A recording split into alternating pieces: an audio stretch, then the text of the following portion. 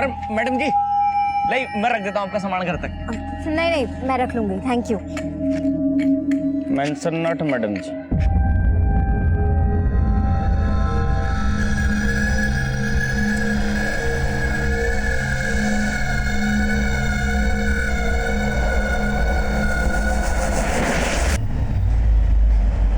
लो, हो गए फिर से दोनों शुरू। तू जब भी करनाल से आता है इस घर में इस गेम के अलावा कोई बात नहीं चलती। तुझे पता है ना मीनल की शादी सर पे है। हाँ अरे तुम्हें क्या हो गया? मेरी तरफ से तो पूरी तैयारी है ना। मेरे पे गुस्सा क्यों कर रहे हो? आप लोगों को शिकायत करनी है ना, गीता दीदी की करो। क्या कहा था आप लोगों ने? इस वीकेंड आ जाएगी, आई वो। लो, याद किया और आ गया इसका वीडियो कॉल। हेलो, कैसे हैं आप सब? हम सब तुझसे बहुत नाराज हैं। तू आई क्यों नहीं? अच्छा बाबा, सॉरी, नेक्स्ट टाइम पक्का आऊंगी। मैं 1 मिनट में आती हूँ। अरे, ये मीनल को किसका फोन आ गया? अरे उसे तो फोन आते रहते बेटा। तू बता कैसी है, वहाँ सब ठीक है?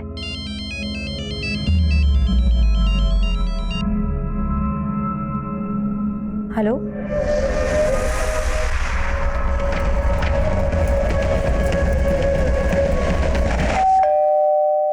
इतनी रात को कौन आया होगा? मैं देखता हूँ, रुक।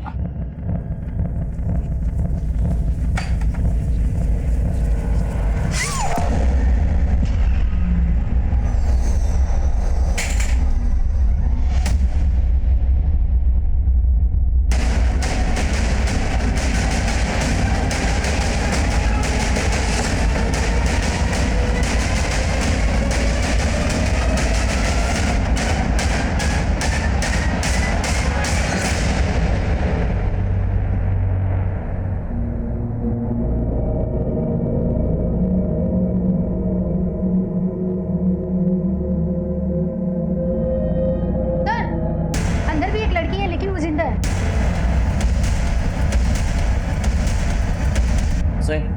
एम्बुलेंस बुलाओ जल्दी। सर,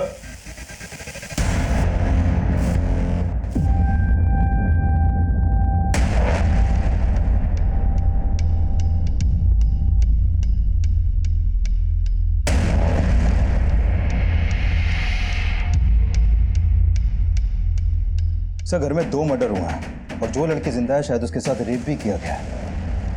शायद उसको ही मारने का इरादा हो, लेकिन किलर को अंदाजा नहीं हुआ कि वो जिंदा है। सर घर में लूट के साइन भी हैं। हो सकता है ये मर्डर्स लूट के इरादे से किए गए हैं। माना लूट हुई है, लेकिन बॉडी को गौर से देखो। जिस बेरहमी से कत्ल किए गए लगता है किसी ने पुरानी दुश्मनी निकाली।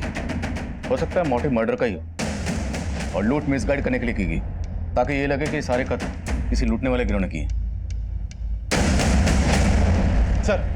सर एक कॉलोनी का चौकीदार है रतन। कल रात को ये नाइट ड्यूटी पे था। सुबह सबसे पहले इसी ने घटना को विटनेस किया और आसपास के लोगों को इकट्ठा भी किया। ड्यूटी पे था तो? हाँ साहब। क्या देखा तूने? कुछ नहीं साहब। इतना बड़ा कांड हो गया, तूने कुछ नहीं देखा? अब वो हमारी आंख लगी थी रात को। सिंह, इसको नींद से जगाओ जरा। साहब मैंने कुछ नहीं किया साहब। साहब विकास, पड़ोसी से पूछताछ करो और देखो आसपास कोई सीसीटीवी है या नहीं। सर।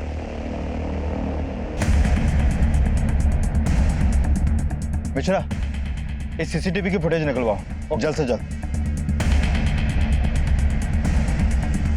सर माधुरी आंटी यहाँ अपनी बेटी मीनल के साथ रहती थी और उनका बेटा रामेंद्र करनाल में काम करता था।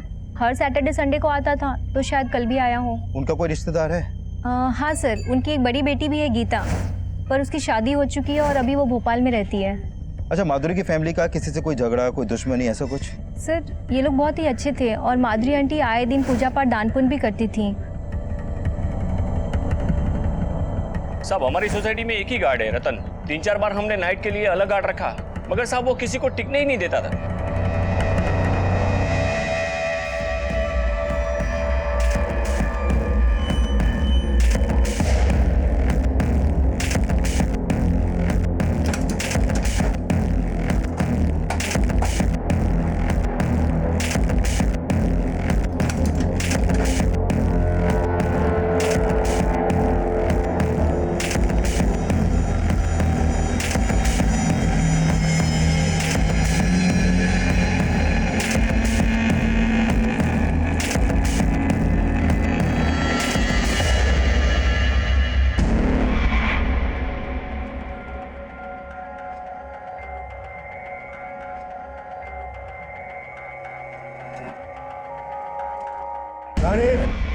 8 बज गए, मेरा जूस कहाँ है?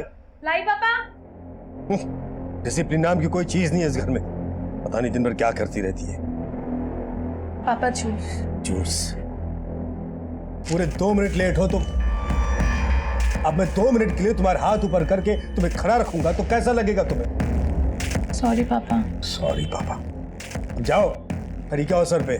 सुनो, ठीक 9 बजे मुझे नाश्ता तैयार चाहिए। मैंने होमवर्क कर लिया। अरे वाह मेरा बच्चा, शाबाश। अब चलो कमरे में चल के देखते हैं तुमने होमवर्क सही किया या नहीं। आओ चलते हैं। शाबाश।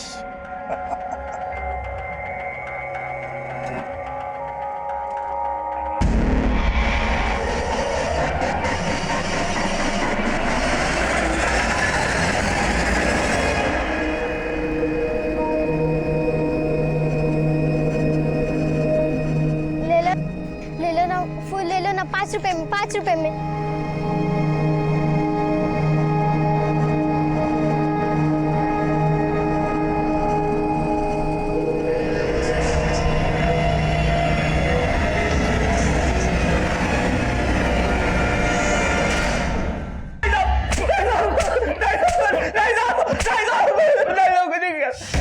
देख, हम जानते हैं कांड तूने किया।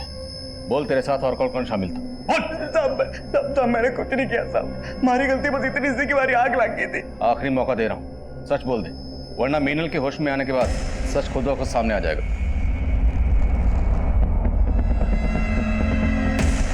मीनल जी जिंदा? जिंदा है।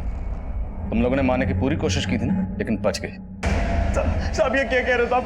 मैंने कुछ नहीं किया साहब। सच कह रहे हो, हमारी अम्मा की कसम खा के कह रहे हो साहब। ऐसे नहीं मानेगा, तोड़ो साला। जी बेटा, तुम जिस बस्ती में रहते हो ना बेटा, वहां वैसी बहुत गंदगी होती है ना? तो अगर तुम रोज नहाओगे नहीं बेटा, फिर बीमार पड़ जाओगे, है ना बेटा?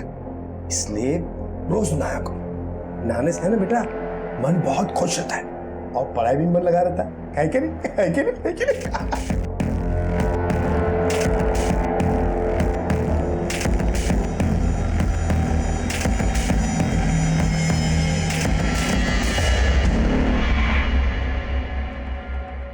पापा जी,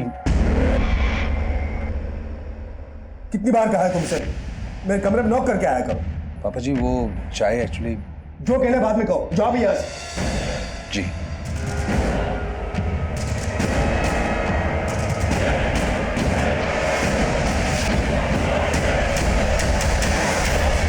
तो मोहल्ले के गेट पे जो सीसीटीवी मिला था वो पिछले 5 दिनों से फंक्शनल नहीं है। हो सकता है उसे भी पर्पसली खराब किया गया हो और इसमें भी रतन इन्वॉल्व हो।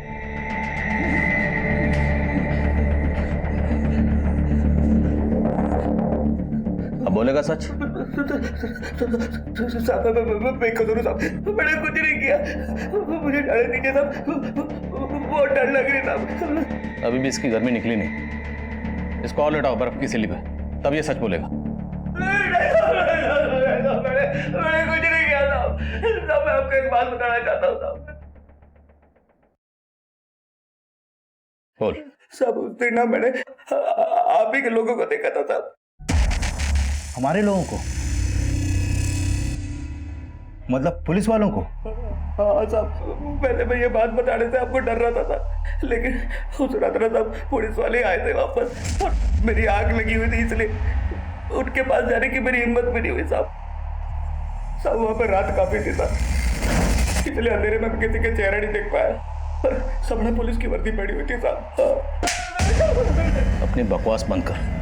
थोड़ी देर बाद बोलेगा वहां 4 टेररिस्ट आए थे गाड़ी में, तो तेरी बात मान लेंगे हम? पूरी रात इसको बर्फ की सिली पे लेटा, तब इसकी गर्मी निकलेगी। सब मुझे पता था आप लोग मेरी बातों को विश्वास नहीं करोगे, इसलिए मैं नहीं बता रहा था साहब। सब मैं सच कह रहा हूँ साहब, मैंने पुलिस वालों को देखा था। रानी, जी पापा। मैं बच्चों को पढ़ाने जा रहा हूँ, ठीक 8 बजे वापस आऊंगा। तब तक मुझे खाना तैयार चाहिए। ओके पापा। रस्सी जल गई लेकिन बल नहीं गया इस इंसान का। गनीमत समझो तुम्हारी शादी मुझसे करवा दी पापा ने। हाँ, तुम्हारे लिए तो अच्छा है ना, लेकिन मेरा कहने को मैं इस घर का जमाई हूँ, लेकिन मेरी औकात कुत्ते से ज्यादा नहीं है। और ये तुम्हारे बाप का कमीनापन है। शट अप अनिल, जबान संभाल के बात करो। तुम अपने पापा को संभालो ना। ये बच्चे पढ़ाने की समाज सेवा के नाम पे वो जो कुछ भी कर रहे हैं, इसका अंजाम क्या होगा तुम्हें कोई अंदाजा है? बस अनिल, मैं मानती हूँ पापा थोड़े गुस्सैल है, स्ट्रिक्ट है, पर तुम मेरे पापा के बारे में इतना गंदा सोच भी कैसे सकते हो? गंदा कर रहे हैं इसलिए बोल रहा हूं मैं। तुम्हारे पापा क्या कर रहे हैं, क्या करतूते कर रहे हैं, वो सब मैं देख चुका हूं। तुम्हारे पापा के चक्कर में हम सब फंसने वाले हैं। एक भी बच्चे के अगर माँ बाप को यह पता लग गया ना, तो हम सबके सब जेल पे चले जाएंगे।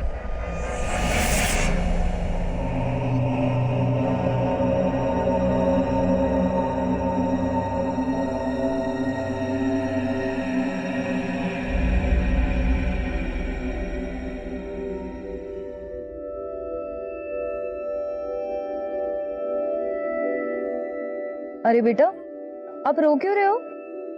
कुछ नहीं मैडम, मैं कहाँ रो रही हूँ। कितने बहादुर हो आप, रो भी रहे हो और तकलीफ भी नहीं बता रहे। तकलीफ कैसी मैडम, हम फूल वालों को तो कांटों से तीस करनी पड़ती है। तुम कितनी गहरी बातें करती हो। कहाँ है तुम्हारी माँ? मेरी माँ मजदूरी पे गई है और मैं यहाँ फूल बेचती हूँ। आप लोगे मेरे फूल? पहले आप मुस्कुराओ, तब मैं लूंगी आपके फूल। ये हुई ना बात, चलो दे दो। Thank you. ये रतन बार बार अपना बयान बदल रहा है, और ये अकेला नहीं होगा, इसके और भी साथी होंगे जिनके साथ मिलकर इसने इस लूट, कत्ल और बलात्कार की वारदात को अंजाम दिया। और इस पूरी वारदात को सिर्फ मीनल ने विटनेस की। उसका बयान हमारे केस के लिए बहुत अहम है। उसकी तबीयत कैसी है? कंडीशन ठीक नहीं है सर उसकी, कुछ कह नहीं सकते कि बयान देने की हालत में कब आएगी वो। और वो माधुरी की बड़ी बेटी गीता, वो कब लौट रही? सर इन्फॉर्म कर दिया मैंने उसको, भोपाल में रहती है, आने में थोड़ा टाइम लगेगा। जैसे ही आती है मुझे इसके बारे में इन्फॉर्म करो। हो सकता है इसके बयान से हमें इस केस में कुछ मदद मिले। Sir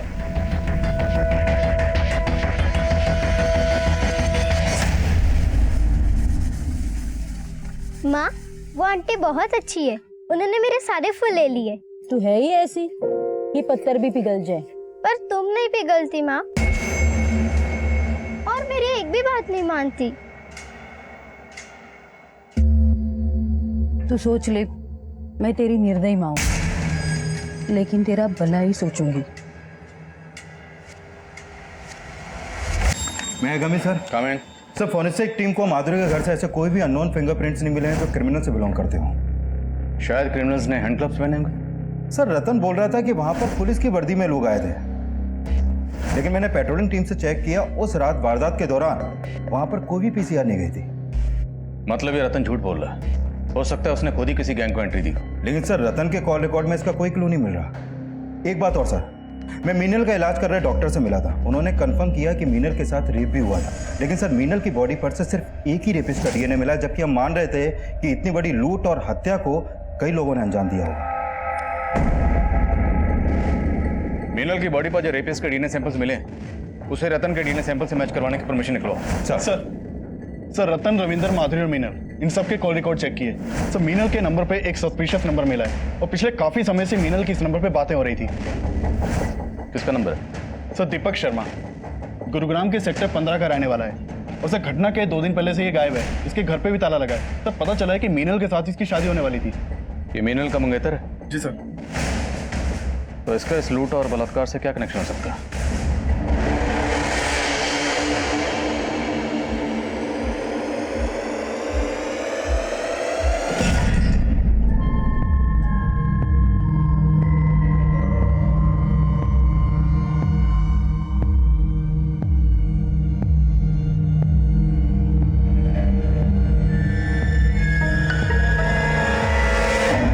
coming sir. हमें सर मीनल की बहन गीता आई है। बोला। सर उस रात मेरी सबसे फोन पे बात हुई थी, सब खुश थे।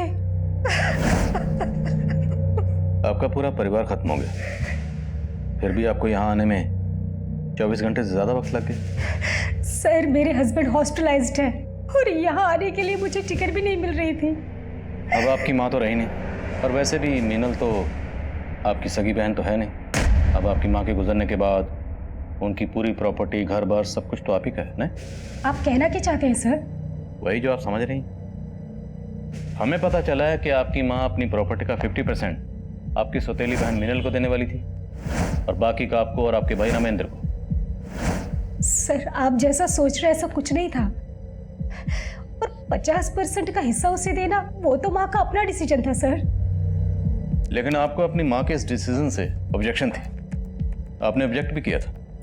यस सर, हमने ऑब्जेक्ट किया था, और माँ तो मीनल को हमारा घर भी देना चाहती थी सर। उस घर से हम सबकी यादें जुड़ी थी, हम बस यही चाहते थे कि वो घर मीनल को ना मिले।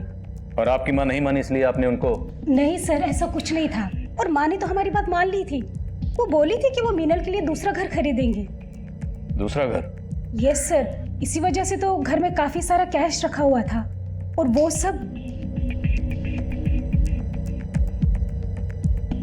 अच्छा, आप दीपक के बारे में क्या जानते हैं? सर माँ मीनल की शादी दीपक से कराना चाहती थी, पर मुझे दीपक बिल्कुल पसंद नहीं था सर। क्या? क्योंकि वो मीनल से सिर्फ इसलिए शादी करने के लिए तैयार हुआ ताकि उसे माँ से घर और काफ़ी सारा दहेज मिल सके। मीनल अपाहिज है, इसलिए उसका घर बसाने के लिए माँ कुछ भी करने के लिए तैयार थी। मुझे तो दीपक की नीयत पे शुरू से ही शक था सर। पर हमें पता चला कि दीपक गायब है। क्या? आप हमें बता सकते हैं दीपक कहाँ मिलेगा? उसके किसी जान पहचान वाले को आप जानती हैं? सर मैं उसके बारे में ज़्यादा तो नहीं जानती, पर उसने बोला था कि उसके माँ बाप भी अब इस दुनिया में नहीं है। ठीक, आप जा सकते हैं। सर दीपक इस घटना के 2 दिन पहले से अपना फोन बंद करके गायब है। कहीं ऐसा तो नहीं कि पहले दीपक ने उस दिव्यांग लड़की मीनल से शादी करने की हाँ की और फिर इस लूट और हत्या को अंजाम दिया? इस केस को समझने के लिए पहले हमें मीनल और दीपक को समझना होगा। इस दीपक को किसी भी सूरत में ढूंढो। सर दीपक के कॉल रिकॉर्ड में उसके कुछ दोस्तों और रिश्तेदारों के नंबर मिले थे, मैं उन सबसे मिला, लेकिन उसका कहीं से कोई लीड नहीं मिल पा रहा। हो सकता है कोई कुछ छुपा रहा हो। दीपक के कॉल रिकॉर्ड में जितने नंबर हैं सबको इन्वेस्टिगेट करो। Sir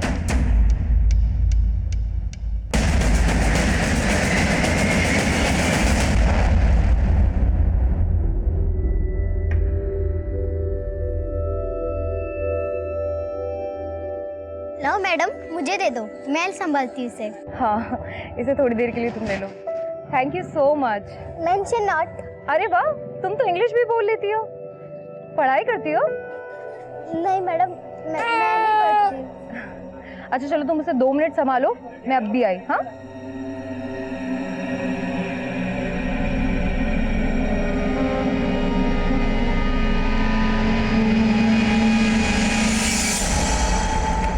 coming sir. Coming. Sir अपने खबरी दीपक के दोस्तों पे नजर रखे हुए थे सर। उन्होंने उनमें से एक दोस्त को सेक्टर 17 के घर में जाते हुए देखा है सर। हो ना हो दीपक वहीं पे छुपा बैठा है।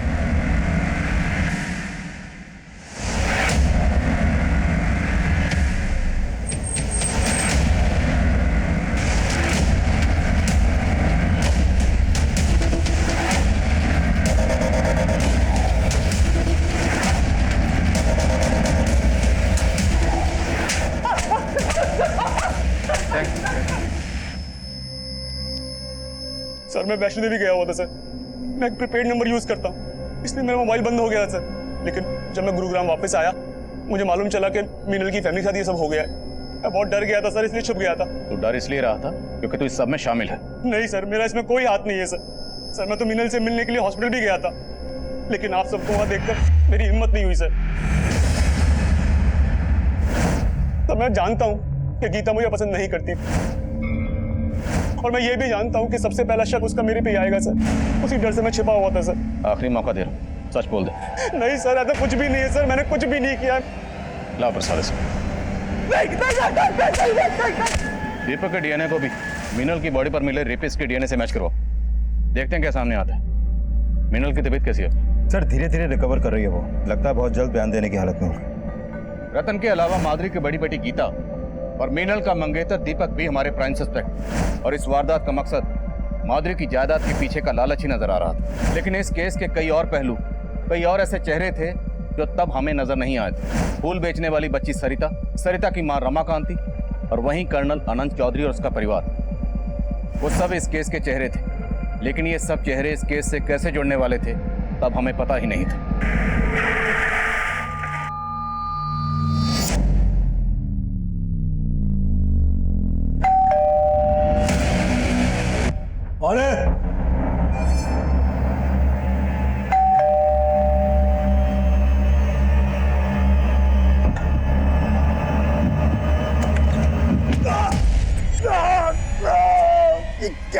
बदतमीजी।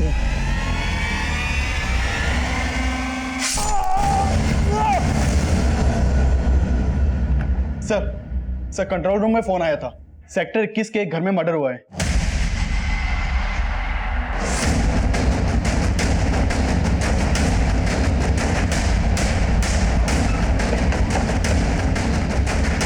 सर ये वाला घर है।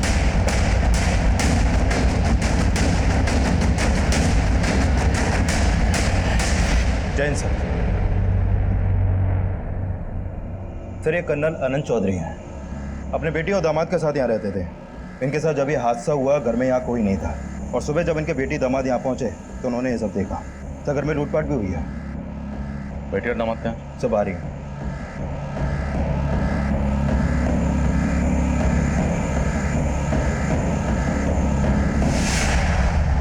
कल मैं और मेरे हस्बैंड अपने रिलेटिव से मिलने रोहिणी गए हुए थे, और जब हम सुबह घर वापस आए तो आपके और कर्नल साहब के अलावा घर में कोई और भी रहता है? नहीं सर। आपको किसी पे शक? सर अभी कुछ भी समझ में नहीं आ रहा। कर्नल चौधरी के बारे में सब कुछ पता लगा उनकी बेटी और दामाद जो उनके बारे में कह रहे हैं उसमें कितनी सच्चाई? सर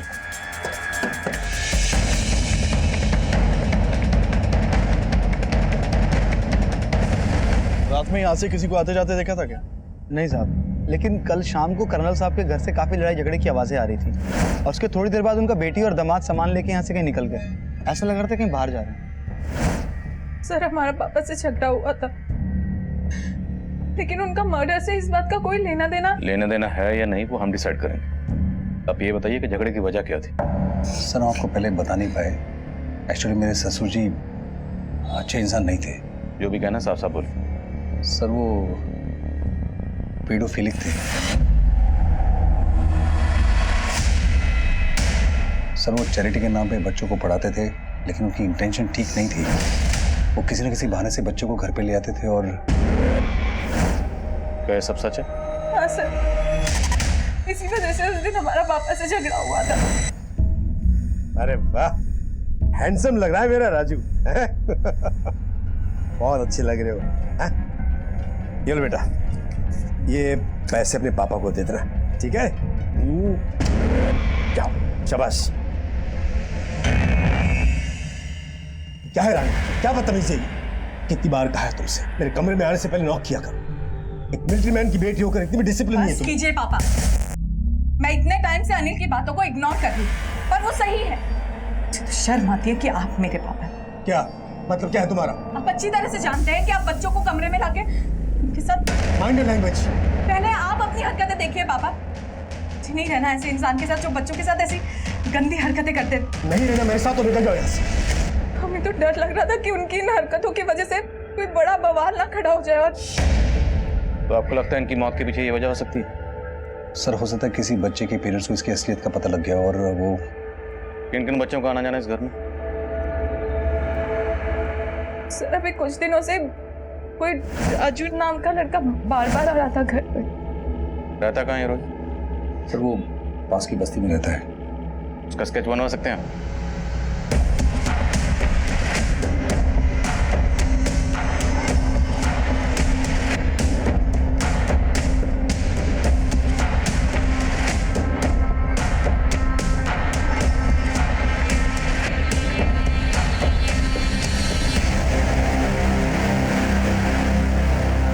एक बात बताओ, वैसे तुम रहती कहाँ हो? पास वाली झोपड़पट्टी में। अरे तुम्हें तो बहुत बुखार है, हमें तो डॉक्टर के पास चलना पड़ेगा। चलो उठो जल्दी। नहीं मैम, मैं ठीक हूँ। इससे नहीं होगा, चलो। हाँ साहब, कर्नल साहब यहाँ के बच्चों को पढ़ाते थे। तो बच्चों, हम आज फिर से हिंदी कविता दोहराएंगे जो हमने कल पढ़ी थी। चल घर चल घर पे। अरे अरे ये क्या कर रही है? मोहन को क्यों ले जा रही है? मेरे बच्चों से दूर रहा करो। हमने सुना है कि आपका उनसे काफी झगड़ा भी हुआ था। हाँ साहब, लेकिन हमें मालूम नहीं था। वो बहुत ही अच्छे आदमी थे कर्नल साहब। वो कैसे? साहब वो बच्चे को पढ़ाते ही नहीं, बल्कि जो बच्चे स्कूल नहीं जा पाते थे उनको स्कूल भेजते थे और उनकी फीस भी भरते थे। साहब उस दिन मैं अपने बच्चे को लेकर आई थी, उसके बाद आकर वो मुझसे मिले भी थे। देखिए, मैं नहीं जानता कि आप अपने बच्चे को मुझसे क्यों नहीं पढ़वाना चाहते, लेकिन स्कूल भी तो नहीं जा रहा है। चलिए, मुझसे मत पढ़वाइए, लेकिन इसका स्कूल में एडमिशन तो करवा दीजिए। ये लीजिए। साहब, वो बच्चों को पढ़ाते ही नहीं, बल्कि उन्हें साफ सुथरा रहने की बात भी बोलते थे, और कुछ बच्चों को तो वो अपने घर ले जाकर नहलाते थे और उन्हें नए कपड़े देते थे। इस बच्चे को जानती हो? पता चला है कि इसी इलाके में कहीं रहता है ये। हाँ साहब, ये तो राजू है। इसका परिवार तो 3 दिन पहले यहाँ से चला गया। कहाँ गया वो? मैंने सुना था उनको मजदूरी का काम मिल गया है दिल्ली में, तो वहीं चले गए होंगे। सर, उस औरत ने ही नहीं बल्कि काफी लोगों ने कर्नल आनंद चौधरी के बारे में अच्छा बोला है। काफी लोगों की मदद करते थे वो। लेकिन सर, समझ में नहीं आ रहा कि रानी और अनिल को ये क्यों लगा कि वो पेडोफाइल है। अब या तो ये दोनों झूठ बोल रहे हैं, या हो सकता है उनकी गलतफहमी हुई, और उन लोगों ने जिस राजू नाम के बच्चे का स्केच बनवाया वो 3 दिन पहले अपनी फैमिली के साथ कहीं चला गया। इसका क्या चक्कर हो सकता है? सर ये मुन्ना है, हिस्ट्री शीटर है। सर, कर्नल के घर पे फोरेंसिक टीम को एक अननोन आदमी के फिंगरप्रिंट्स मिले थे। हमने अपने डाटाबेस से वो फिंगरप्रिंट मैच करके देखे, वो इस मुन्ना हिस्ट्री शीटर के फिंगरप्रिंट से मैच करते हैं। सर, मुन्ना राजस्थान की एक जेल में लूटपाट और चोरी के इल्जाम में बंद रह चुका है। काफी टाइम पहले वहां से छूट गया था, लेकिन अभी अंडरग्राउंड है। तो हो सकता है इस हिस्ट्री शीटर मुन्ना ने कर्नल चौधरी का कत्ल किया,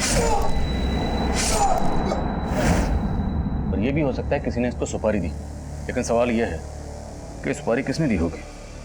सर, हो सकता है ये सुपारी रानी और अनिल ने दी, क्योंकि पता चला है कि रानी और अनिल की कर्नल आनंद चौधरी से बिल्कुल नहीं बनती थी, और कर्नल के मरने के बाद जायदाद भी उन्हीं की होने वाली थी। तो शायद रानी और अनिल ने हमें कर्नल के बारे में रॉन्ग इन्फॉर्मेशन दी। दोनों की बैकग्राउंड चेक करो, और ये भी चेक करो क्या कर्नल की बैकग्राउंड में कोई ऐसा था जिसका इस हिस्ट्री शीटर मुन्ना से कोई ताल्लुक हो। माना कि मैं उनकी सगी बेटी नहीं थी, लेकिन उन्होंने हमेशा मुझे अपनी बेटी की तरह ही पाला था। उनके कहने पे ही मैं दिल से शादी कर रही थी। उस दिन रात को रामेंद्र भैया करनाल से वापस आते, हम बहुत खुश थे सब।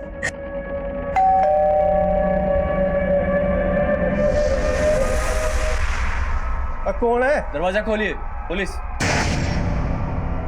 पुलिस? क्या हो गया? जी, पर बात क्या है? ये माधुरी जी का घर है ना? जी। आपसे एक केस के बारे में बात करनी है। दरवाजा खोलिए।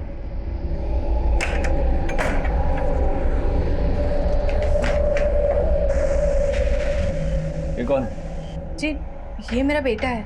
और उसने तो कहा था घर पे सिर्फ बुढ़िया और लड़की रहती है, फिर ये कहां से आ गया?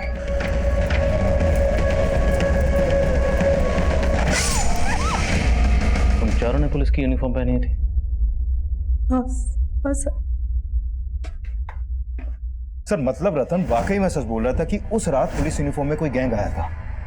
लेकिन ऐसा कौन सा गैंग हो सकता है जो पुलिस यूनिफॉर्म पहन के इस तरह का कांड करे? पता करो, क्या पहले भी कभी किसी गैंग ने इस तरह का कांड किया है? सर, अरे तुम्हें तो बुखार था ना, तुम बेडरूम से यहाँ क्यों आई? और ये एप्पल मैं तुम्हारे लिए लेकर आई हूँ। मेरा बुखार तो उठ गया, और वैसे बिना छोटू बेबी को देखे मेरा मन नहीं लगता। और छोटू बेबी का भी तुम्हारे बिना मन नहीं लगता। वो क्या है, छोटे बेबी को दूर से ही प्यार, वो क्या कहते हैं, इन्फेक्शन। हाँ। देखो छोटू बेबी, तुम्हारी मासी कितनी समझदार है। मैं मासी हूँ? सरिता मासी। मासी? सरिता मासी? कमें सर। काम। सर, माधुरी के घर पे हुए अटैक से कुछ दिन पहले मानेसर हाईवे पर कुछ पुलिस वर्दी पहने हुए लोगों ने एक ट्रक चलाने वाले को उसका ट्रक रोक के लूटपाट की थी, और यह केस मानेसर थाने में दर्ज हुआ था। और उस समय उस ट्रक का हेल्पर किसी भी तरह अपनी जान बचाकर वहां से भाग निकला, लेकिन उसने उन क्रिमिनल्स के स्केच बनवाए थे। ये देखिए सर।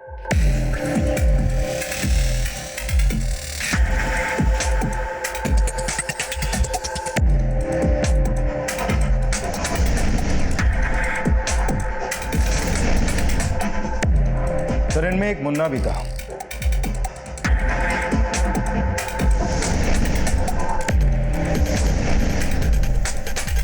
और यही मुन्ना कर्नल चौधरी और माधुरी के घर पे भी मौजूद था। और मीनल ने कहा था कि वो लोग रामेंद्र को वहां देखकर हैरान हुए थे, और उसने तो कहा था घर पे सिर्फ बुढ़िया और लड़की रहती है, फिर ये कहां से आ गया? मतलब इन लोगों ने उस घर की पहले रेकी की थी। ये लोग अच्छी तरह से जानते थे कि उस घर में सिर्फ माधुरी और मीनल रहते हैं, इसलिए उस घर को टारगेट किया गया। सर ये कर्नल चौधरी अपनी बेटी और दामाद के साथ उस घर में रहते थे और जब ये दोनों ही घर में नहीं थे उसी समय यह हादसा हुआ। अब सर ये कोइंसिडेंस है या फिर कोई साजिश, कुछ समझ में नहीं आ रहा। और ये चक्कर भी समझ में नहीं आ रहा कि जो बच्चा राजू कर्नल चौधरी के घर पर अक्सर आता जाता था, वो अचानक अपनी फैमिली के साथ कहाँ गायब हो गई और क्यों? और हमें पता चला था कि माधुरी स्लम की बच्चियों को मंदिर में बुलाकर उन्हें कन्या भोज करवाती थी। डॉक्टर से कहो कि हमें मीनल से दोबारा मिलना है। माँ शुरू से हर 15 दिन में अष्टमी पे कन्या भोज कराती थी। उन बच्चों में कभी आपने इस लड़के को देखा था? नहीं सर, इसको तो नहीं देखा, लेकिन हाँ माँ एक बच्ची को पसंद करने लगी थी। अक्सर माँ उसको घर लेके आती थी। क्या नाम था उस बच्ची का? कहाँ रहती थी जानती हैं? नहीं पता सर, लेकिन वो मैंने उसे मंदिर में फूल बेचते हुए देखा था।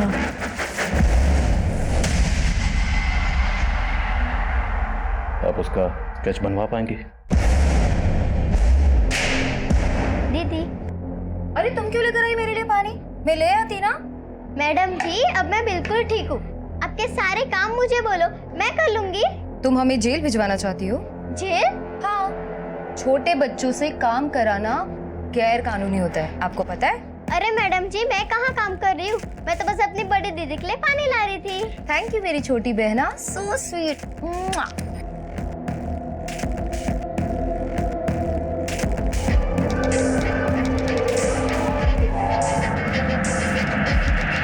सर मीनल ने जिस बच्ची का स्केच बनवाया था मैंने इसके बारे में मंदिर में पता किया, लेकिन सर ये काफी टाइम से वहां पर देखी नहीं गई है।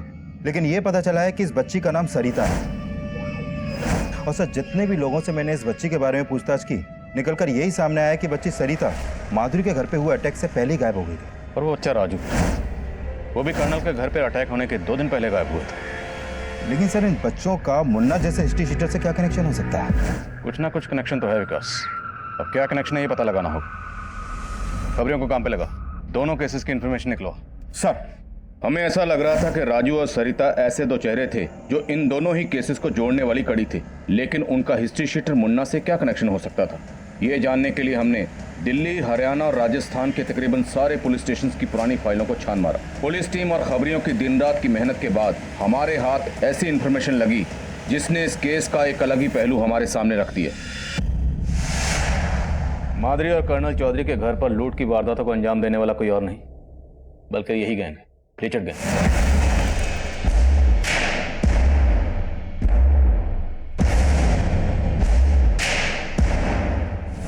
दोनों वारदातों में पैटर्न सेम है, जो कि लिचड़ गैंग की मॉडस ऑपरेंडी से मैच करता है।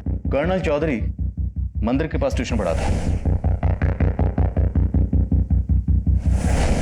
और माधुरी भी कन्या भोजन के लिए अपने घर के पास वाले स्लम से कन्याओं को बुलाकर मंदिर में भोजन करवाते हैं। और कर्नल चौधरी के घर के पास के स्लम में रहने वाला बच्चा राजू अब गायब है और माधुरी की बहुत करीब बच्ची सरिता भी।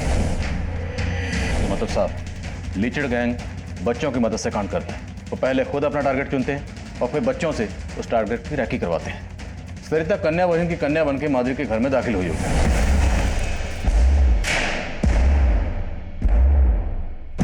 और ये बच्चा राजू स्टूडेंट बनके कर्नल चौधरी के घर में। और हो सकता है कि शायद ये दोनों बच्चे लिचड़ गैंग के लिए काम करते हैं।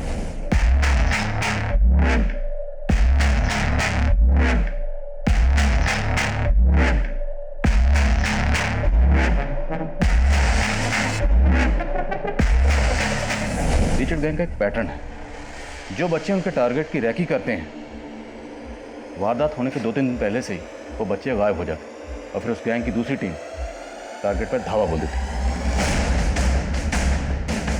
यह है लिचड़ गैंग का लीडर राजबल्लभ, 8 कत्ल और लूटपाट के केसेस में वांटेड है।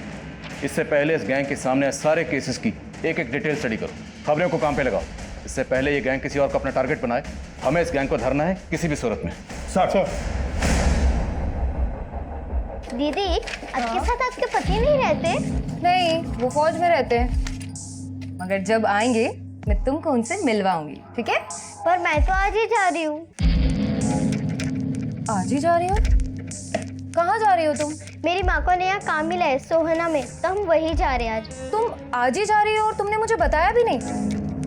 खैर छोड़ो, सोहना में कहाँ, हम तुमसे वहां पर मिलने आएंगे। वो तो पता नहीं, पर हाँ, मैं अपनी माँ से पूछकर आपको फोन करूंगी। पक्का? पक्का। ठीक है, बाय दीदी, अब मैं जाऊँ? नहीं, 1 मिनट रुको।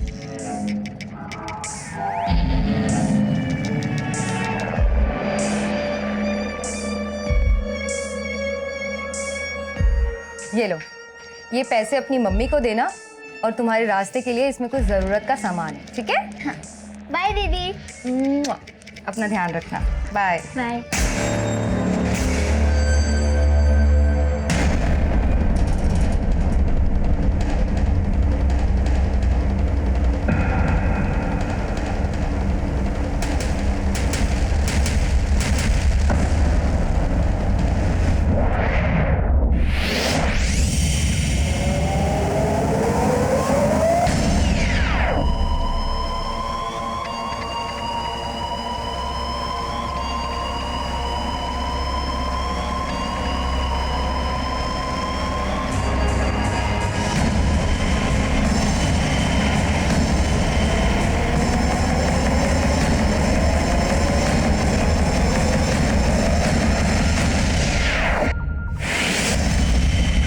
हाँ जगत बोलो।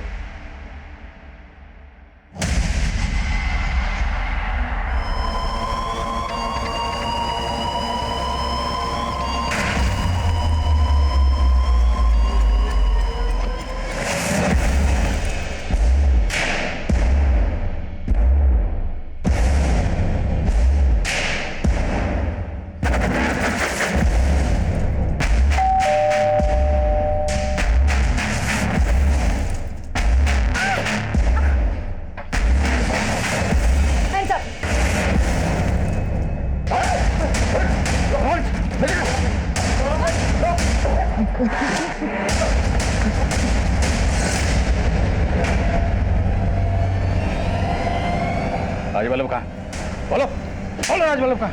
एक तरफ जहां हमने अनीता के घर में होने वाली लूट की कोशिश को नाकाम कर दिया था, वहीं दूसरी तरफ हमारे एरिया के एक और घर को टारगेट बनाया गया था, जहां माधुरी और कर्नल के घर की तरह ही न सिर्फ लूट हुई थी, बल्कि उस घर में रहने वाले अकेले बुजुर्ग का कत्ल भी कर दिया गया था। इस वारदात की मॉडस ऑपरेंडी भी लीचड़ गैंग से मिलती जुलती नजर आ रही थी, लेकिन अनीता के घर से हमने जिन मुजरिमों को पकड़ा था, उनके बयान एक बार फिर से इस केस को उलझाने वाले। लीचड़ गैंग के लिए काम करते ना? नहीं साहब, हम किसी लीचड़ गैंग के लिए काम नहीं करते साहब, हम तो वहाँ चोरी करने गए थे साहब। सरिता ने उस घर की रेकी की, और सरिता ने माधुरी के घर की रेकी भी की थी, जहां तुम लोगों ने पहले लूट की और फिर उस घर को लूटा। और वो लड़का राजू, वो भी तुम्हारे गैंग के लिए काम करता है। उसी की मदद से तुम लोगों ने कर्नल का घर लूटा और उसका कत्ल किया। साहब हमने किसी का कत्ल नहीं किया साहब, और हम किसी भी सरिता और राजू को भी नहीं जानते साहब। झूठ बोलता, ऐसे नहीं मानेंगे, तोड़ो इन्हें। ये सब अपने आदमियों को बचाने की कोशिश कर रहे हैं। सर, इनमें से तो कोई सच ही नहीं उगल रहा है। एक बार फिर से अनीता को मिलते हैं, हो सकता है वो हमें सरिता के बारे में कुछ ऐसा बता सके जिससे हमें राजवल्लभ और उसके बाकी आदमियों तक पहुंचने में मदद मिले। Right sir. जब सरिता यहाँ से गई थी तो उसने आपसे कुछ कहा? कोई भी ऐसी बात जो हमें उन तक पहुंचने में मदद कर सके? सर, मैंने जब उसे 2000 रुपए दिए थे तो वो 10-15 मिनट के बाद फिर से मेरे पास वापस आई थी। ये लो, ये पैसे अपनी मम्मी को देना और तुम्हारे रास्ते के लिए इसमें कुछ जरूरत का सामान है। दीदी। सरिता, क्या हुआ? तुम रो क्यों रहे हो? दीदी, मुझे माफ कर दो। माफ कर दो? लेकिन हुआ क्या? दीदी, आप चले जाओ, वरना वो लोग आके आपको मार देंगे। मार देंगे? सर, उसी के बाद मैंने आपको सरिता के बारे में इन्फॉर्म किया था। लेकिन हाँ सर, सरिता बोल रही थी कि वो अपने मम्मी पापा के साथ सोना जा रही है। सोना? इस छोरी ने फिर से हमारे साथ दगा करा है। वो तो इसके हाव भाव से मन में पहले ही पता चल गया था कि वो हमने फंसवाएगी, इसलिए मैंने वहां अपने दूसरे आदमियों को भेजा था। लेकिन राजवल्लभ भाई, पुलिस ने उन्हें पकड़ लिया है। वो लीचड़ गैंग के वफादार आदमी है, मुंह नहीं खोलेंगे, लेकिन ये सरिता, इसने इसके की सजा जरूर मिलेगी। हमारे गैंग का यो नियम है, जो भी दगा करे है उसने सजा मिले, और सरिता तन्ने भी सजा मिलेगी।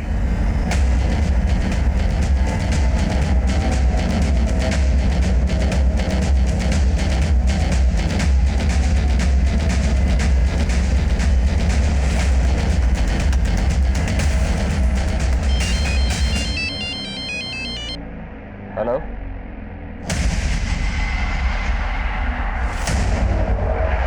गाड़ी घुमा, आगे से उठा लो।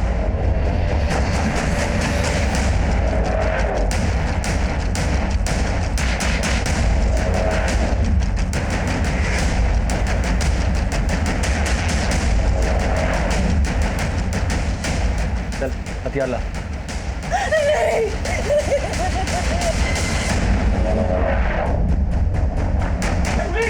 पुलिस आ गई।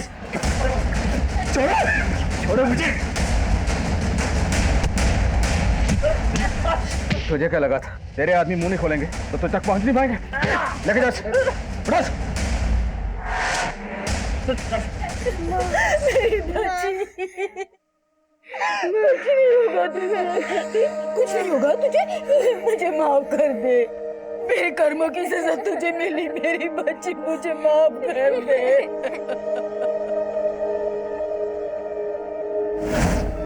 सरिता इस केस की एक ऐसी विक्टिम थी जो लीचड़ गैंग के सरगना राजवल्लभ के शारीरिक शोषण का शिकार हुई थी। यूं तो सरिता खूंखार अपराधियों के लीचड़ गैंग का हिस्सा थी, लेकिन उसकी मासूमियत ने उसे यह फर्क बहुत जल्दी समझा दिया था कि लालच और हिंसा का अंत हमेशा बुरा होता है। सरिता को हमने बचा लिया और सरिता समेत बाकी और बच्चों को भी बाल सुधार गृह में भेज दिया गया। लेकिन सच ये भी है कि सरिता की वजह से ही हम उस गैंग तक पहुंचने में कामयाब हुए थे, जो गैंग पिछले कई सालों से देश के अलग अलग हिस्सों में अपना आतंक फैलाए हुए था। कंपैशन, दया भाव समाज के समुचित विकास के लिए अच्छा है, लेकिन जज्बातों की रौ में बहकर बिना जांच पड़ताल किए किसी अनजान के लिए अपने घर के दरवाजे खोल देना एक दस्तक है। आप अपने घर में एक जुर्म को दाखिल कर रहे हैं, जैसा कि इस केस में हुआ। अब मैं आदिल खान आपसे इजाजत लेता हूं। आपसे फिर मुलाकात होगी एक और नए केस के साथ। तब तक देखते रहिए क्राइम पेट्रोल दस्तक। मकसद बताना नहीं, बचाना है।